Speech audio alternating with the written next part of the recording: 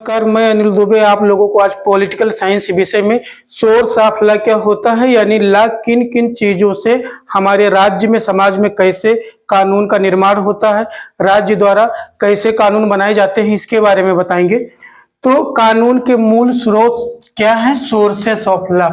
तो औपचारिक दृष्टि से कानून ऐसे नियम है जिन्हें राज्य के द्वारा मान्यता दी जाती है और लागू किया जाता है। अतः ऊपर ऊपर से ऐसा प्रतीत होता है कि राज्य के द्वारा कानून बनाया जाता है, यानी समस्त कानून का मूल स्रोत राज्य यानी सरकार है। हमको लगता है कि राज्य यानी सरकार के द्वारा सारे नियम कानून बनाए जाते हैं, लेकिन ऐसा नहीं है। सरकार जो भी नियम कानून बनाता है उसके पीछे कोई सामाजिक रीति रिवाज प्रथाएं होती हैं जिनके द्वारा राज्य केवल उन नियमों को अपने द्वारा मान्यता देता है। तो आइए देखते हैं कि राज्य के मूल स्रोत क्या क्या है। तो परंतु राज्य केवल अपने आप या अपनी इच्छा से कानून का निर्माण यानी सृजन नहीं करता है। कोई भी देश या राज्य या सरकार अपने केवल इच्छा से नियम नहीं बनाता है। एक मैकाइवर विचारक हैं, आर्यम मैकाइवर एक विचारक है, मानते हैं कि कानून राज्य की उत्पत्ति से पहले मौजूद था। राज्य केवल कानून की घोषणा करता है, उसका सृजन नहीं करता है। सरकार क्या करती है? कानून का मान्यता देता है, उसको निर्माण नहीं करता है। कानून मूलतः सामाजिक जीवन के विभिन्न पक्षों से जन्म लेते हैं। राज्य उन्हें औपचारिक रूप से व्यक्त करता है, मान्यता देता है और लागू करता है।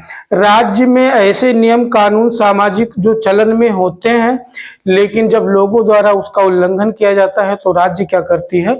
उसको अपने विधानमंडल द्वारा विधि के रूप में मान्यता देता है। तो राज्य के जो लिखित कानून अपने आप वर्तमान रूप में आते हैं। जितने भी, जैसे हमारे समाज में जुआ खेलना अपराध माना जाता है, सही नहीं माना जाता है। तो समाज में जब ऐसे लोग, जो बहुत सारे लोग जुआ खेलते हैं, तो क्या करता है? सरकार उस पर कानून बना देता है कि ये खेलना सही नहीं है। जिन जिन रूपों में देखने को मिलता है उन्हें हम कानून के स्रोत कह सकते हैं। यानी कानून बनने से पहले जिन जिन रूपों में हमें ये नियम देखने को मिलते हैं उन्हें हम कानून का मूल स्रोत कहते हैं। जैसे जब कोई भी कानून नहीं बना होता है, पहले उसका सामाजिक रूप से चलन होता है, तो उसे हम कानून का स्रोत कहते हैं। तो कौन कौन से कानून के स्रोत हैं?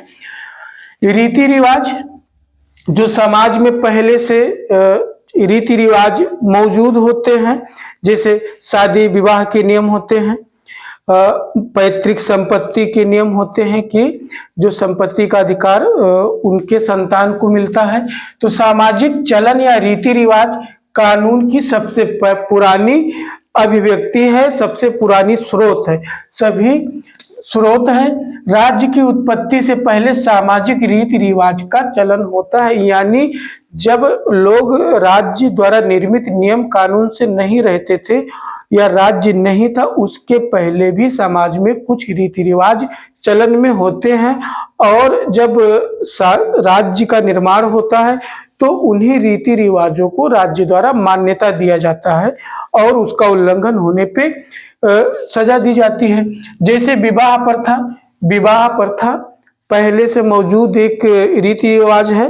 और क्या करते हैं? अलग अलग राज्य अपने सामाजिक रीति रिवाज, अपने धार्मिक रूप से, इसीलिए अलग अलग राज्य में, विश्व के अलग अलग देशों में विवाह के अलग अलग नियम हैं। इंग्लैंड में कॉमन लॉ होता है, जैसे कि सांसद हैं, वहाँ के राजा के अधिकार और कर्तव्य जो होते हैं वो कॉमन लॉ पर आधारित हैं। और हमारे राज्य में जो जितने आर्थिक लेन देन होते हैं, जैसे आप किसी को कोई वस्तु देते हैं तो उसके बदले उतने ही मूल्य का आप कोई वस्तु लेते हैं या कोई काम उससे करवाते हैं। तो ये जो सारे नियम बनते हैं, रीति रिवाज परंपरा के आधार पे बनते हैं। धर्म दूसरा सोर्स है। ठीक, कानून का दूसरा सोर्स धर्म है। जितने सामाजिक रीति रिवाज चलन होते हैं सभी राज्य के रीति रिवाज वहाँ के धर्म से प्रभावित सामाजिक रीति रिवाज होते हैं और सभी राज्य के संविधानों पे वहाँ के धर्म का प्रभाव रहता है। संविधान के जो रीति रिवाज के आधार पर संविधान बनता है और उसका पूरा प्रभाव होता है। वैज्ञानिक टीकाएं, साइंटिफिक कमेंट्री, इसका अर्थ ये होता है विश्व में अनेक विधि के जो ज्ञानी होते हैं, विधि के जानकार होते हैं, वो विश्व के अलग अलग संविधानों पे अपने राय व्यक्त करते हैं कि कहाँ का संविधान किस प्रकार का है और उसमें क्या सुधार हो सकता है, कैसे और परिवर्तन हो सकता है। तो जब विधि विशेषज्ञों द्वारा विश्व के संविधानों पर अपने अपने विचार व्यक्त करते हैं उन्हें वैज्ञानिक टीकाएं कहा जाता है और विद्वानों द्वारा व्यक्त किए गए विचारों को राज्यों के कानून के रूप में जब मान्यता दे देते हैं तो ये भी एक तरह से कानून का स्रोत होता है। जैसे राज्य के संबंध में स्वतंत्रता का अधिकार है, समानता का अधिकार है और बहुत सारे जो विचार आए हैं वो पहले राजनीति विज्ञान के विचारकों द्वारा ऐसे विचार व्यक्त किए जाते हैं और बाद में उन्हें बहुत सारे राज्यों द्वारा जब अपने यहाँ लागू कर दिया जाता है कानून, तो क्या होता है जैसे राइट टू एजुकेशन है, फंडामेंटल राइट्स है, तो स्वतंत्रता का अधिकार है, बहुत सारे ऐसे विचार जब किसी विद्वान द्वारा व्यक्त किए जाते हैं उन्हें अपने पुस्तकों में लिखा जाता है। तो जिन राज्यों को उचित प्रतीत होता है, लगता है कि ऐसे अधिकार उन्हें नागरिकों को मिलना चाहिए, तो अपने यहाँ लागू करते हैं। तो ये भी एक तरह से कानून के मूल स्रोत हुए। न्यायिक निर्णय, राज्य के जो न्यायालय होते हैं उनके द्वारा जो निर्णय दिए जाते हैं वो भी आगे आने वाले सभी मामलों के लिए एक कानून का रूप ले लेते हैं, कानून के समान उनका भी मान्यता होती है। जैसे सुप्रीम कोर्ट, हाई कोर्ट के जो भी निर्णय आते हैं वो अभिलेख न्यायालय कहे जाते हैं, यानी कोर्ट ऑन रिकॉर्ड। तो सुप्रीम कोर्ट और हाई कोर्ट के सारे निर्णय होते हैं जो वो आते हैं न्यायिक निर्णय में। ठीक, ऐसे सभी मामले जो समान रूप से होते हैं उन पर उस निर्णय के नियम लागू होते हैं। तो सुप्रीम कोर्ट, हाई कोर्ट के जो निर्णय होते हैं वो आगे से कानून का रूप ले लेते हैं, उसे कहते हैं न्यायिक निर्णय और ऐसे निर्णय भी कानून के स्रोत होते हैं। ठीक है, जैसे बहुत सारे ऐसे केस कोर्ट में आते हैं जिनके बारे में कानून में कुछ नहीं लिखा होता है, तो सुप्रीम कोर्ट अपने स्वविवेक के आधार पे निर्णय देता है और ऐसे निर्णय आगे आने वाले सभी नियमों के लिए कि मामलों के लिए कानून का रूप ले लेते हैं। ठीक, और अगला है साम्य। ठीक, नंबर 5 है साम्य, इक्विटी। ठीक, जब कोर्ट द्वारा न्यायालय द्वारा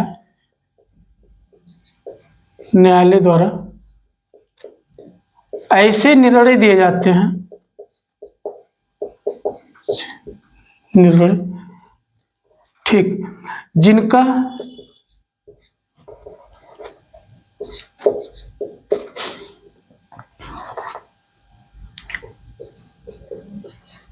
विधि के रूप में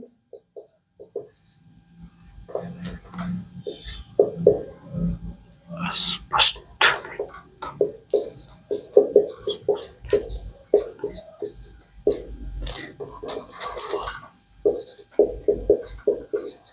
ठीक, बहुत सारे ऐसे मामले आते हैं जिनका कानून में उनका स्पष्ट रूप से कोई व्याख्या नहीं दिया जाता है और जब ऐसे मामलों में सुप्रीम कोर्ट या हाई कोर्ट कोई निर्णय देता है अपने विवेक के आधार पे तो साम्य कहलाता है।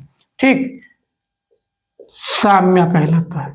ठीक, जैसे बहुत सारे ऐसे निर्णय आते हैं, बहुत सारे ऐसे मामले आते हैं, जैसे एलिमनी।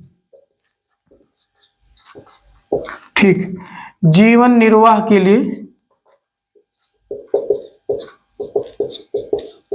निर्वाह के लिए दिया जाने वाला खर्च होता है। जैसे जब तलाक होता है, बहुत सारे ऐसे मामले आते हैं जिनमें सुप्रीम कोर्ट में अपने जीवन निर्वाह के लिए, तो सुप्रीम कोर्ट अपना भी निर्णय देता है कि ऐसे मामले जिनमें जो जीवन निर्वाह के लिए एलिमनी मांगता है, यदि वो सक्षम है अपने जीवन निर्वाह के लिए, तो क्या है, उसे एलिमनी नहीं दी जा सकती। तो ऐसे बहुत सारे नियम आते हैं जिनमें कोर्ट संविधान में, कानून में ऐसे मामलों में कोई स्पष्ट व्याख्या नहीं दी होती है। तो सुप्रीम कोर्ट अपने विवेक के आधार पर जब कोई निर्णय देता है और वो आगे आने वाले ऐसे सभी समान मामलों में कानून के रूप में मान्यता दी जाती है, तो ऐसे निर्णय कानून के स्रोत के रूप में काम करते हैं, एक तरह से कानून के रूप में काम करते हैं। तो इसको भी माना जाता है कानून का स्रोत। नंबर 6 है विधि निर्माण।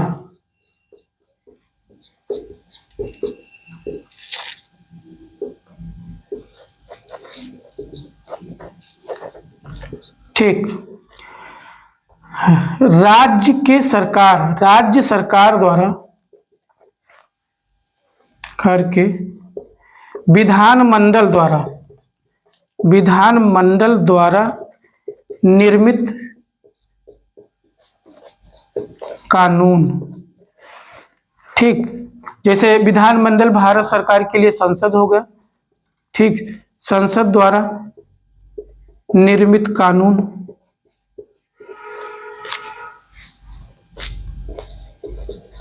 कानून का मूल स्रोत है, कानून का स्रोत है। ठीक, तो बहुत राज्य में जब राज्य के जो सरकार होती है उसके विधानमंडल द्वारा बहुत सारे नियमों का निर्माण एक विधि निर्माण प्रक्रिया द्वारा किया जाता है। राज्य के जो विधानमंडल के दोनों सदनों द्वारा जब विधि निर्माण किया जाता है तो इससे राज्य में विधि की मान्यता दी जाती है। तो ये भी विधि निर्माण के स्रोत हैं।